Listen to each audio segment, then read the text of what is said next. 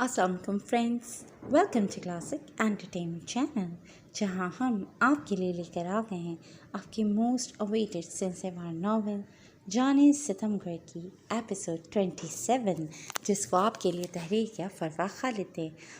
तो फिर जल्दी से चलते हैं नावल की तरफ, मगर उससे पहले अगर आपने अभी तक हमारे चैनल को सब्सक्राइब नहीं किया तो इसको सब्सक्राइब करें, आइकॉन बटन दबाएं ताकि हमारी नई और नयारी वीडियोस आपको सबसे पहले देखने को मिले।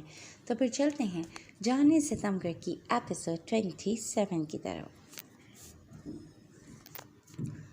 जो शख्स उससे मोहब्बत का दावेदार था वो मुश्किल पड़ने पर उसे ख़तरे में छोड़कर अपनी जान बचाने के लिए भाग निकला था, और जो उससे अपनी शदीद नफ़रत का इजहार करता आया था वो किसी मजबूत चट्टान की तरह उसकी ढाल बनकर आन खड़ा हुआ था। उसे शावे सिकंदर की वो लाल आंखें नहीं भूल रही थीं जो उस गुंडे के हाथ में उसकी कलाई देखकर मज़ीद लहूलुहान हुई थी। वो शख्स नफ़रत में भी इस कदर शिद्दत पसंद था कि उस पर किसी और का साया पड़ते भी नहीं देख पाया था। उसे बर्दाश्त नहीं हो पाया था कि उसके सिवा कोई परी साफंदी को किसी भी नज़र से देखे। आखिर हकीकत क्या थी उस शख्स की? क्यों वो उसका साया बनकर उसके आसपास रहने लगा था? क्या इस सब की वजह उसका अफंदी मेंशन वालों से अपना बदला पूरा करना ही था? परीसा कोशिश के बावजूद कल रात से उसे अपने दिमाग से निकाल ही नहीं पा रही थी। पहले वो सिर्फ उसके ख्वाबों में आता था और अब तो वो पूरी तरह उसके दिलो दिमाग पर अपना कब्जा जमाने की कोशिश कर रहा था। जाना तो कहीं नहीं है, मगर तुम्हें ना पाकर मुझे लगा शायद कहीं फिर वो नकाब पोश तुम्हें अपनी बाहों में उठा कर न ले गया हो। फिजा उसके सामने रखा जूस उठाकर मज़े से बोलती परीसा को गहरे झटके से दो चार कर गई थी। क्या मतलब? तुम क्या कहना चाहती हो? परीसा का चेहरा जर्द पड़ा था। फिजा भला शावे सिकंदर के बारे में क्या और कैसे जानती थी? ओहो, इतनी परेशान क्यों हो गई हो? मैं तो बस मजाक कर रही थी। तुम शायद भूल रही हो कि उस दिन बैंक में मैं भी तुम्हारे साथ थी। तुम्हारे बेहोश होने पर जिस नरमी से वो नकाब पोश तुम्हें उठाकर रूम में लेकर गया था वो चीज़ मुझे काफ़ी अजीब लगी थी। मतलब लम्हे भर को भी नहीं लगा था कि वो ब्लैक स्टार्स का लीडर ब्लैक बीस्ट है। फिजा की बात सुनकर परीसा कुछ हद तक रिलैक्स हुई थी, मगर वो जो शावे सिकंदर की सोचों से पीछा छुड़ाना चाहती थी, शावेज की जानिब से बताए जाने वाले एक और प्लस पॉइंट को सुनते एक बार फिर उस शख्स की परछाई उसकी आंखों के सामने घूम गई थी। वैसे लुक वाइज तो वो ब्लैक स्टार्स बड़े हैंडसम और डैशिंग लग रहे थे। क्या तुमने उनके चेहरे देखे थे? बाय फेस भी वो क्या बहुत प्यारे हैं। फिजा की बात पर परीसा को शावेज सिकंदर का मगरूर नकूस से सजा खूबसूरत चेहरा याद आया था। वो वाकई बहुत खूबसूरत था, यूनानी देवताओं के जैसा हुस्न रखने वाला एक सहर अंगेज मर्द जिसकी एक झलक से कई दिल घायल हो सकते थे। वो शख्स आखिर खुद को इतना बर्बाद क्यों कर रहा था? परीसा फिर उसी मुकाम पर आकर रुक जाती थी। उसके दिलो दिमाग पर अजीब सी बेचैनी छा जाती थी। उसे शावे सिकंदर की वो दिलकश आंखें याद आई थीं जिनमें सर्दपन और वहशतनाकी के सिवा कुछ भी नहीं था। उसे वो शख्स हर बार एहसास से आरी ही नजर आया था, जिसके चेहरे पर कुछ खोने या पाने की कोई ख्वाहिश मौजूद नहीं थी। यहाँ तक कि उसने वहाँ रहते हुए भी एक बार भी शावे सिकंदर को मुस्कुराते नहीं देखा था, और इकरा ने भी इस बात की तस्दीक की थी कि उसने इतने सालों में शावे सिकंदर को हंसना तो दूर ज़रा सा मुस्कुराते भी नहीं देखा था। ओ मैडम, कहाँ खो गई? मैंने कुछ पूछा है? फिजा ने उसकी आंखों के आगे हाथ लहराते पूछा था। पागल हो, कैसे सवाल पूछ रही हो? बताया तो था वहाँ मेरे सामने कोई नहीं आया, तो मैं कहाँ से उनके फेस देखती? वैसे भी मुझे कहीं से भी वो डैशिंग और हैंडसम नहीं लगे। परीसा उसे मुँह छिड़ाती वहाँ से उठ गई थी, मगर जैसे ही वो आगे बढ़ी दाएं जानिब लगे पौधों के पास उसे कोई साया दिखाई दिया था। पिछले कुछ दिनों से वो जल्लाद जिस तरह उसके सर पर सवार हो रहा था, उसे एक सेकंड लगा था उस साए को पहचानने में। खौफजदा होकर अंदर भागकर सबको बताने की बजाय वो बेख्तियारी में आंखों में एक चमक लिए उस साए के पीछे भागी थी। कहाँ हो तुम? तुम मुझसे नहीं छुप सकते। मैंने अभी देखा है तुम्हें। मुझे पूरा यकीन है वो तुम ही थे। अगर इतने ही ब्लैक स्टार बने फिरते हो तो अब सामने आओ। پریسا افندی کے ہر انداز سے اسے دیکھنے کی بے چینی واضح تھی، مگر جب کافی دیر بعد بھی اسے وہاں کہیں بھی کوئی بھی دکھائی نہ دیا تو وہ وہاں سے واپس جانے کے لیے پلٹی تھی۔ جہاں پہلے وہ بیٹھی تھی وہاں سے اب اسے سفیان کی آواز بھی آ رہی تھی، جو فضا سے اسی کے بارے میں پوچھ رہا تھا۔ یہ افندی مینشن کا پچھلا حصہ تھا، جہاں پریسا کی فرمائش پر پورا باغیچہ بنایا گیا تھا۔ اسے مختلف کلر کے پھول بہت پسند تھے۔ وہ جب بھی اداس ہوتی تھی یہاں آ کر ہی بیٹھتی تھی۔ اس کے علاوہ یہاں بہت ہی کم لوگ آتے تھے یا اکثر اسے ڈھونڈتے ہوئے آ نکلتے تھے، جیسے اس وقت سفیان اسے ڈھونڈ رہا تھا۔ پریسا نے اس کی آواز سنتے اس کی جانب قدم بڑھانے ہی چاہے تھے جب اچانک کسی نے ایک ہاتھ اس کے ہونٹوں پر جماتے اسے اپنی جانب کھینچ لیا تھا۔ پریسا نے خود کو آزاد کروانا چاہا تھا، مگر نتنوں سے ٹکراتی اس مخصوص خوشبو نے اس کی مزاحمت وہیں منجمد کر دی تھی۔ وہ سوچ بھی نہیں سکتی تھی کہ جس کے بارے میں سوچ کر صبح سے وہ پاگل ہو رہی تھی وہ اس وقت یہاں اس کے گھر میں موجود ہوگا، جس گھر میں ہر طرف گارڈ تعینات کیے گئے تھے۔ اسے ساکت ہوتا دیکھ شاویز نے اس کے ہونٹوں سے ہاتھ ہٹا دیا تھا۔ سفیان اسے پکارتا اسی جانب آ رہا تھا۔ سفیان ہمیں دیکھ، پریسا نے ابھی اتنا ہی بولا تھا جب شاویز نے اس کا رخ اپنی جانب موڑتے اسے تیز نگاہوں سے گھورا تھا، جس سے پریسا کی بولتی وہیں بند ہوئی تھی۔ وہ اس وقت ہمیشہ کی طرح سیاہ لباس میں ملبوس تھا۔ سیاہ ٹی شرٹ اور پینٹ میں اس کا دراز سراپا مزید نمایاں ہو رہا تھا۔ پریسا کا دل زور سے دھڑکا تھا۔ اس نے فوراً نظریں جھکائی تھیں۔ کیا اس ڈرپوک الو کو ابھی بھی فیانسی رکھا ہوا ہے تم نے؟ شاویز نے قریب آتے سفیان کو دیکھ پریسا کے کان میں سرگوشی کی تھی۔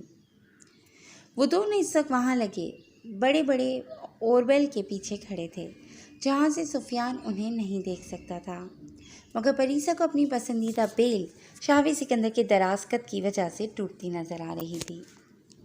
اپنی جان بچانے کا حق ہر انسان کے پاس ہے۔ ہر کوئی تمہاری طرح سرپھرا نہیں ہوتا۔ تم تو دوسروں کی جانیں چھیننے کے عادی ہو نا، تو پھر تم نے کیوں اپنی جان کی پرواہ کیے بغیر مجھے بچایا؟ وہ اتنے سارے لوگ تھے، آسانی سے تمہیں مار سکتے تھے۔ سفیان اسے ڈھونڈتے آگے نکل گیا تھا، جب پریسا نے اس سے فاصلہ برقرار رکھتے اپنی حالت نارمل رکھنے کی کوشش کرتے ہوئے یہ سوال کیا تھا۔ اسے اپنا جانے کیوں اس شخص سے خوف محسوس نہیں ہو رہا تھا، جو اس کی خاطر اپنی جان خطرے میں ڈال سکتا تھا۔ وہ بھلا اسے کیسے نقصان پہنچا سکتا تھا؟ اپنی جان ہی کو بچایا ہے۔ اس کی آنکھوں میں جھانکتے شاویز سرگوشیانہ لہجے میں بوجھل پن سے بولتا پریسا کو کچھ پل کے لیے اپنے آس پاس کی دنیا بھلا گیا تھا۔ وہ آنکھیں پھاڑے یک ٹک اسے دیکھ رہی تھی۔ ہبا نے ایک بھرپور انگڑائی لیتے آنکھیں کھول دی لی، مگر کمرے میں چھایا ملکہ سا اندھیرا دیکھ کر وہ جھٹکے سے اٹھ بیٹھی تھی۔ میں بیڈ پر کیا کر رہی ہوں؟ کیا میں اندر آئی تھی؟ نہیں، میں تو وہیں سو گئی تھی نا رات کو۔ ہاں، میں ٹیرس پر ہی سو گئی تھی، پھر یہاں کیسے؟ ہبا نے اپنے چہرے پر آئے بالوں کو پیچھے جھٹکتے اچانک اپنی رائٹ سائڈ پر دیکھا تھا، جہاں کی سلوٹ زدہ بیڈ شیٹ اس کا چہرہ فک کر گئی تھی۔ اس کی بچپن سے عادت تھی، وہ جس کروٹ پر سوتی تھی صبح اسی پر اٹھتی تھی۔ بیڈ شیٹ کا وہ حصہ صاف بتا رہا تھا کہ یہاں اس کے علاوہ بھی کوئی انسان موجود تھا۔ ہبا کا چہرہ اب بالکل لال ہو چکا تھا۔ اسے اپنی یہ گہری نیند ہمیشہ شدید غصہ دلاتی تھی۔ وہ اس حوالے سے کئی میڈیسن بھی ٹرائی کر چکی تھی، مگر کوئی اثر نہیں ہوا تھا۔ وہ چٹ کدھر گئے؟ ہبا ایک جھٹکے سے اپنے اوپر سے کمفرٹر ہٹاتی بیڈ سے اٹھی تھی۔ جب ڈریسنگ ٹیبل کے سامنے سے گزرتے اس کی غیر ارادی نظر مرر پر پڑتی اسے وہیں ساکت کر گئی تھی۔ اس کا جوڑا کھلا ہوا تھا اور بال اس کے کندھوں اور کمر کے گرد پھیلے ہوئے تھے۔ ہبا غصے سے مٹھیاں بھیجتی ٹیرس کی جانب گئی تھی اور وہاں موجود ہر شے چھان مارنے کے بعد بھی اسے وہ چٹ کہیں بھی نہیں ملی تھی۔ شاید جس سے وہ اسے بھیجی تھی وہ اپنی مرضی سے اسے لے بھی گیا تھا۔ ہبا نے تھک ہار کر وہیں جھولے پر گرتے ایک کونے پر رکھی تصویر اٹھائی تھی۔ کیا یہ سب تم کر رہے ہو؟ اگر تم ہی ہو تو سامنے کیوں نہیں آ رہے؟ کیوں تڑپا رہے ہو اتنا؟ کیا قصور ہے میرا؟ اگر غصہ ہونا ہے تو ریزن تو بتاؤ، میں منا لوں گی نا تمہیں۔ ریزن بھی نہیں بتانا تو ایک بار سامنے ہی آ جاؤ۔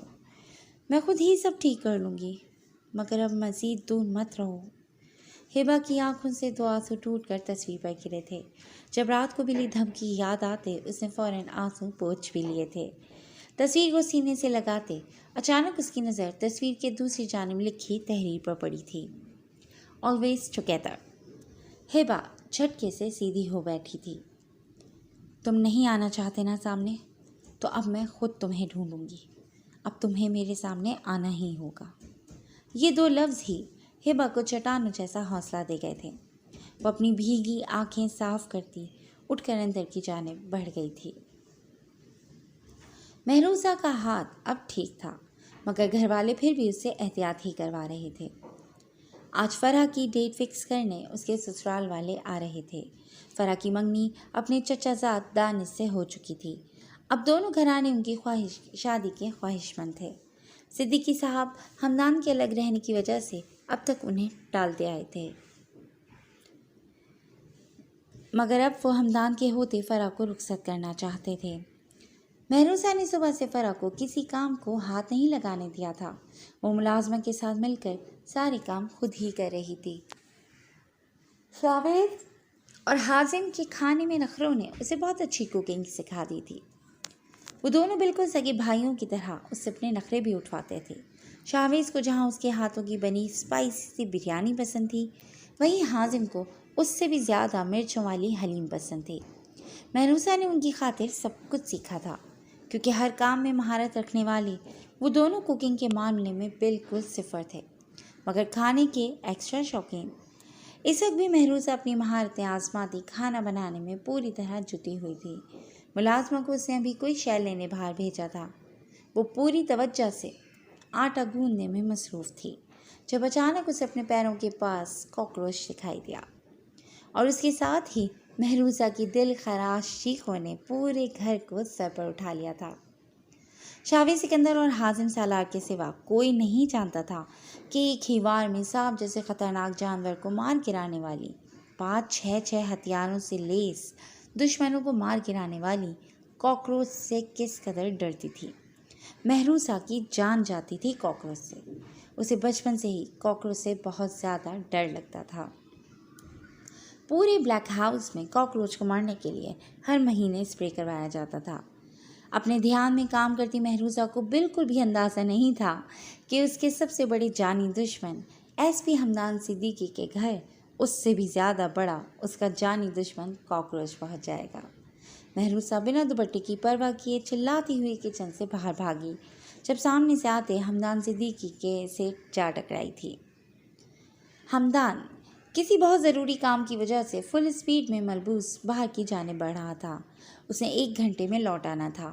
ابھی وہ صدیقی صاحب کو یہی بتا رہا تھا جب مہروزہ کی دل دوز چیخوں پر باقی سب سے پہلے وہی بھاگتا ہوا اس جانب آیا تھا، مگر جیسے ہی مہروزہ اس کے سینے سے ٹکراتی، اس کے گرد بازو کا حصار بناتی کاپتی اس کے ساتھ آن لگی، تو ہمدان صدیقی کو ایک لمحے کے لیے جیسے کرنٹ سا چھو گیا۔ اجالا کام ڈاؤن، کیا ہوا ہے؟ ہمدان نے اسے کندھوں سے تھامتے اپنے مقابل کھڑا کیا تھا۔ ذرا دیر رونے اور خوف سے اس کا چہرہ بالکل لال ہو چکا تھا۔ سیاہ آنکھیں خوف سے مزید بڑی ہو چکی تھیں۔ یہ لڑکی مجسمہ حسن تھی۔ اس کی کشش ہمدان صدیقی کو کچھ پل کے لیے ہی صحیح مگر اپنے حصار میں پوری طرح جکڑ گئی تھی۔ اجالا، کیا ہوا گڑیا؟ وہ پتھر کا ہو جاتا جب فرح کی پکار نے اسے ہوش کی دنیا میں لاپٹکا تھا۔ وہ کچن میں کاکروچ تھا۔ سمیہ بیگم اور نسیم بیگم کے بھی قریب آنے پر ہمدان اسے مزید دور ہوا تھا۔ کچھ فاصلے پر کھڑا وہ ان سب کے بیچ آنسو بہاتی کھڑی لڑکی کو دیکھ رہا تھا، جس کے نہ جانے کتنے روپ تھے۔ آخر کیا تھی یہ لڑکی؟ کیا وہ اب بھی اس پر شک کر کے غلط کر رہا تھا؟ پورے شہر کو اپنی انگلیوں پر نچا کر رکھ دینے والی لڑکی ایک کاکروچ سے ڈر گئی تھی؟ کیا یہ اس کا ناٹک تھا؟ ہمدان نے ایک بار پھر اس کو دیکھا تھا۔ نہیں، یہ اس کا ناٹک نہیں ہو سکتا تھا۔ ہمدان اس قاتل حسینہ کی دل فریب روپ سے نظر چراتا باہر کی جانب بڑھا تھا جب فرح کی آواز پر اس کے قدم رکے تھے۔ بھائی، آپ کہاں جا رہے ہیں؟ فرح کے سوال پر ہمدان نے پلٹ کر اسے گھورا تھا۔ Police station. اور کہاں جانا ہے مجھے؟ ہمدان نے ابھی جواب دیا ہی تھا جب وہاں موجود گھر کے تمام افراد اپنی مسکراہٹ نہیں روک پائے تھے، جبکہ مہروسہ شرمندگی سے سر جھکا گئی تھی۔ ایسے جائیں گے آپ؟ فرح نے اس کے یونیفارم کی جانب اشارہ کیا تھا۔ ہمدان نے ان سب کی مسکراہٹ دیکھ جیسے ہی سامنے لگے شیشے کی جانب دیکھا، اس کا منہ بھی کھل چکا تھا۔ اس کی پوری شرٹ آگے اور پیچھے سے آٹے کے نشانوں سے سجی ہوئی تھی، اور اب وہ قاتل حسینہ یہ کارنامہ سر انجام دے کر معصوم بنی سب کے درمیان سر جھکائے کھڑی تھی۔ جی فرینڈز، آج کے لیے بس اتنا ہی، مگر کہانی ابھی باقی ہے، اور مزید کہانی کے لیے آپ کو انتظار کرنا پڑے گا نئی ایپیسوڈ کا، جو بہت جلد ہم لے کر حاضر ہوں گے۔ تب تک اپنا خیال رکھیں، ٹیک کیئر اینڈ اللہ حافظ۔ السلام